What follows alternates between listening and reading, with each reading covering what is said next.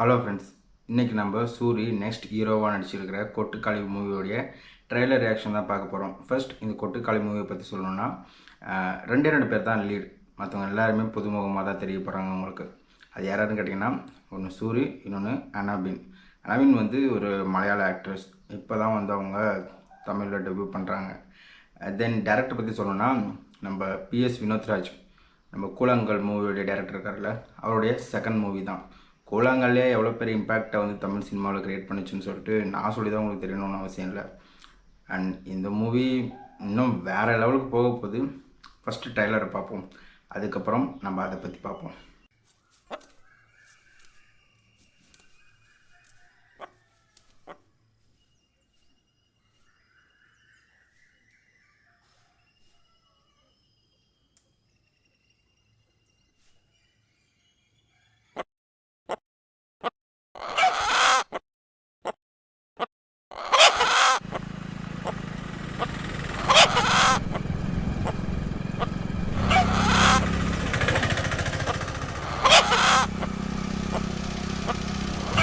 இது உரமாக எடுத்துப்பா. ஏன் என்ன ரெண்டு பேரும் சேர்த்து ஏற்றிக்க வேண்டியனே? எங்கள் வீட்டு பிள்ளைக்கு பேய் பிடிச்சிருக்கு, மிரட்டுறதுக்காக பாலமேடு வரைக்கும் போகிறோம்.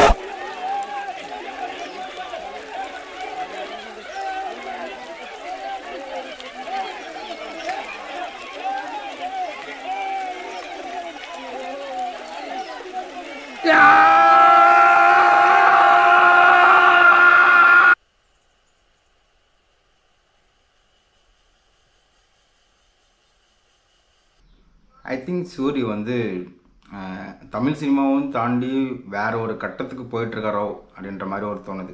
ஏன்னு கேட்குறீங்களா, ஒரு காமெடி ஆக்டராக வந்து ஹீரோவாகிறது எங்கள் பெரிய விஷயம். ஹீரோ அந்த மாதிரி இங்கே ஆனவங்களும் பல பேர் இருக்காங்க. பட் ஆனால் அவங்களால திரும்ப காமெடியிலையும் சரி ஹீரோவும் சரி ரெண்டுத்துலையுமே வந்து ஷைன் பண்ண முடியல.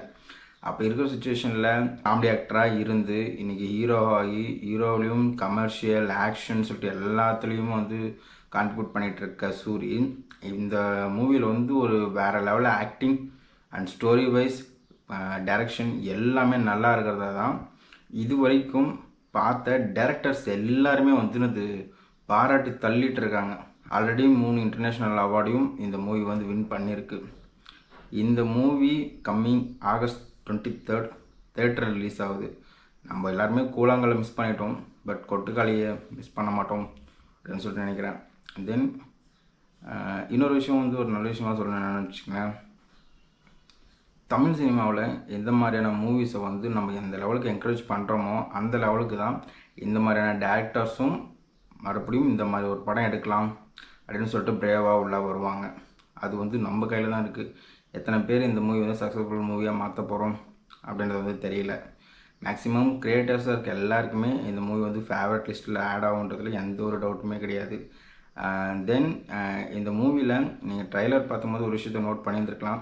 ஒரு ஆள் நோட் பண்ணலைன்னா சொல்கிறேன், தெரிஞ்சுக்கோங்க. என்னென்னு சொல்லி கேட்குறீங்களா, இந்த மூவிக்கு மியூசிக் டைரக்டரே கிடையாது. தமிழ் சினிமாவில் இப்படி ஒரு ஸ்டெப் எடுக்கிறதே வந்து ஒரு பெரிய விஷயம்.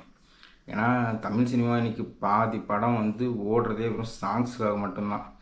ஆக்ஷனும் ஆக்டிங் ஒன்றுமே இல்லாத படத்தில் கூட சாங்ஸ் காப்பாற்றி விட்டு வின் பண்ண மூவிலாம் நிறையா இருக்குது.